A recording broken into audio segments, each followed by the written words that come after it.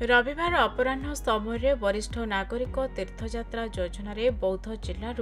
उज्जयिनी अभिमुखे जाउथबा दुईटी तीर्थयात्री बस को शुभारंभ कर अवसर में बौद्ध विधायक तथा सरकारी दल मुख्य सचेतक सरोज कुमार प्रधान, कंटामाल विधायक कन्हाईचरण डांग, जिला परिषद और मुख्य उन्नयन अधिकारी प्रभाष चंद्र दंडसेना जोगदे सबुज पताका देखाई दुईटी तीर्थयात्री बस को शुभारंभ कर एथिरे 55 जन यात्री थिबा बेले आज ब्रह्मपुर रेल स्टेशन रु अन्य जिलार यात्री मानक सह उज्जयिनी अभिमुखे यात्रा आरंभ करिबो। बौद्ध जिलार जाउथबा यात्री मानक पुष्पमाल्य और चंदन लगाई तथा गोलाप फूल प्रदान पूर्वक यात्रार शुभ मंगल कामना करी प्रशासन पक्षरु विदाय प्रदान करा जायतिला।